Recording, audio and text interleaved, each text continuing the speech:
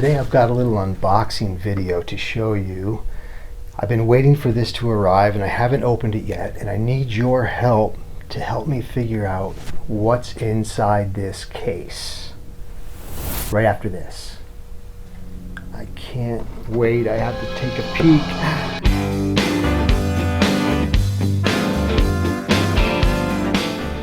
Okay, so let's go ahead and show you what this is.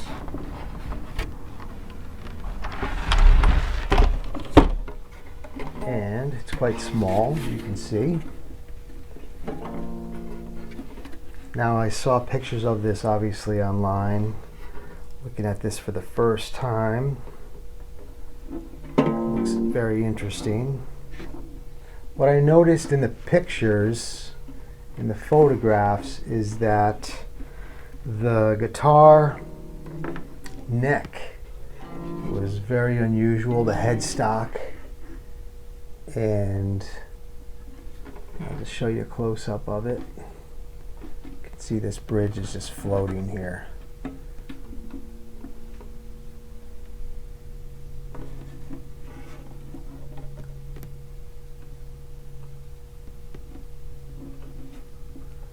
It's in pretty good shape, probably because it's been in the case. At first glance, it almost looks like the back and sides were refinished or revarnished or something. Now, this definitely looked to me like it was homemade. However, just looking at the construction of the body, the way this is made, I can see it's got a radiused back. It's got quite a arch on it. Not an arch, but just a nice radius on the back. They did a good job. It has triple binding on the back. The front's a nice spruce top. And nice binding work around the edges. And then you get to the neck. And something went terribly wrong. Look at those frets. Look at that first fret. This one right here. Does it look a little off, a little wonky? I don't even know how you do that, but the first one is wrong. A couple here are very strange as well, and they're very high. Let's measure that. Just out of curiosity. Oh, 50 thousandths. It looks a lot higher. What's a normal fret? I thought that was about a normal fret. Let me see, I have. That's about 40 thousandths. So they're a little taller than normal, which is okay. It gives me a little bit of room to work with them, but I'm not sure about the frets yet. The peg head's interesting. It's got a signature on it. And on the signature it says W. Co. And it's got a date on it, 1933. So it's definitely old. This tailpiece to me looks new.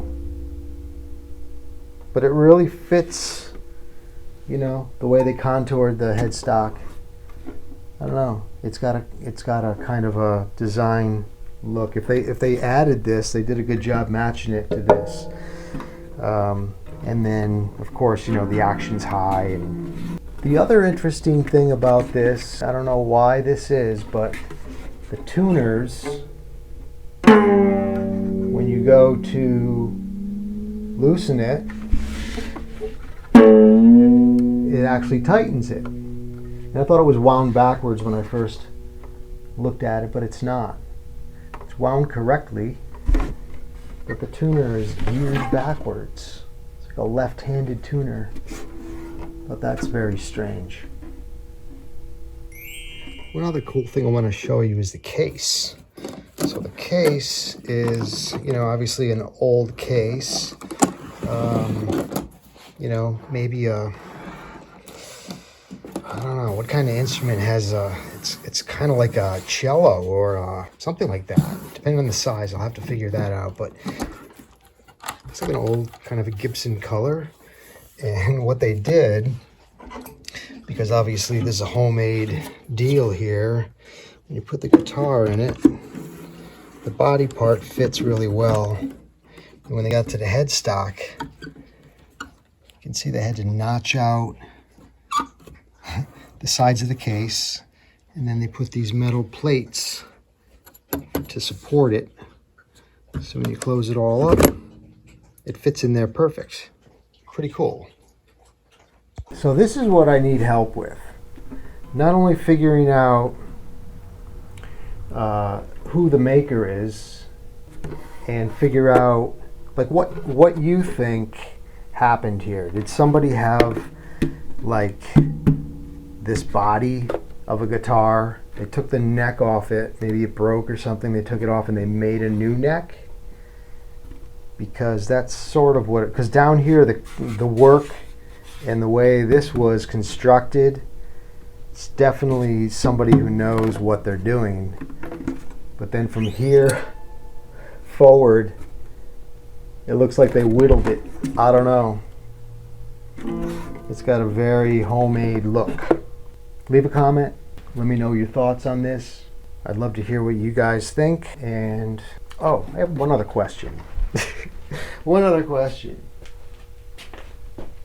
I've got this old set of tuners from a Mandolin, and I'm missing one of these screws that hold this cog. This little gear fits in here, and this one's missing a screw. As far as I can tell, it's a 3mm, slotted head, very short. I don't care the length. If somebody knows where to get these screws, please let me know. Love to hear from you. So join me in the next segment where we take a look at this guitar and try to figure out what to do with it.